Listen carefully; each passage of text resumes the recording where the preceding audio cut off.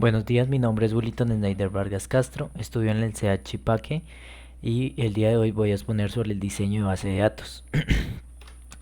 Eh, bueno, como tal estudio ingeniería de sistemas en el CEA de Chipaque, estoy cursando el sexto semestre, vivo en Fosca, Cundinamarca, me gusta mucho jugar fútbol, además me encanta la tecnología, entre otras cosas basadas en sistemas y entre otras.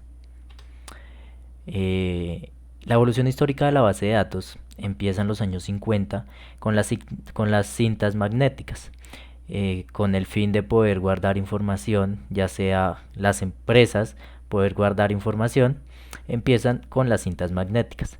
En los años 60 empiezan a utilizar los discos duros, ya que era mucho más accesible para buscar datos y esto. En 1974 se crea un lenguaje estructurado de preguntas, SQL, que básicamente un sistema de gestión de base de datos que ayuda a agilizar la búsqueda de la base de datos. En el 1975 IBM crea también su sistema de gestión de datos y en 1977 Oracle crea uno de los sistemas de gestión de datos más grandes hasta el momento. Eh, los más grandes sistemas de hoy en día es Oracle, es el MySQL y el base de datos orientado a objetos. El base de datos orientado a objetos tiene como relación profundizar un poco más la búsqueda de datos. Los conceptos seleccionados es la base de datos relacionar, como su nombre lo indica, es relacionar varios aspectos de la base de datos. Si, por ejemplo, tenemos una tabla, la base de datos se clasifican en tablas con diferentes celdas. En este caso tenemos una tabla con la fecha y en este con nombres. Entonces no podemos revolver ambos, sino podemos poner las fechas en la tabla de los nombres, pero sí podemos crear varias tablas. Lo que hace esta base de datos relacionar es que las fechas y los nombres, aunque están en diferente lado, se relacionan. Eso es como tal la base de datos relacionar. Existen dos tipos de base de datos, la relacionar y la no relacionar, que pues la no relacionar es básicamente lo contrario a esto. En tendencias encontramos el Oracle, que es uno de los más grandes hasta el momento, el SQL, que es un lenguaje de dominio específico utilizado en programación, y el de IBM, que es un sistema de gestión de base de datos para recopilar, almacenar, organizar y analizar datos. Como les decía anteriormente, se utilizó las cintas magnéticas con el fin de, bueno, guardar información.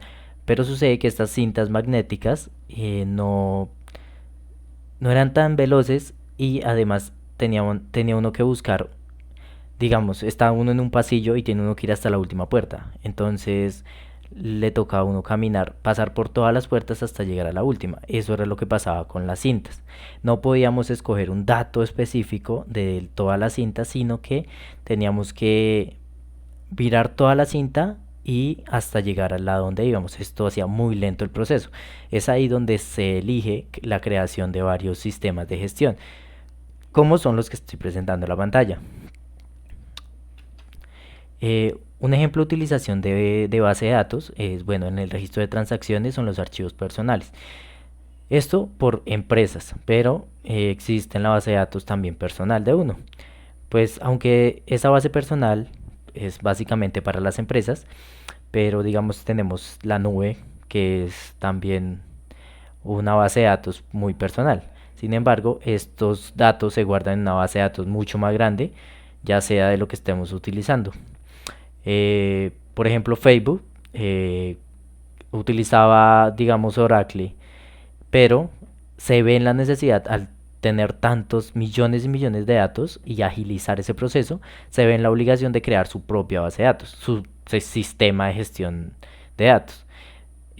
Bueno, el sistema de gestión de datos es básicamente el software de la base de datos, ya que la base de datos es toda la información, pero entonces a estos programas se le dice sistema de gestión de datos. Entonces Facebook se ve obligado a crear un sistema de gestión de datos para agilizar sus búsquedas en la base de datos.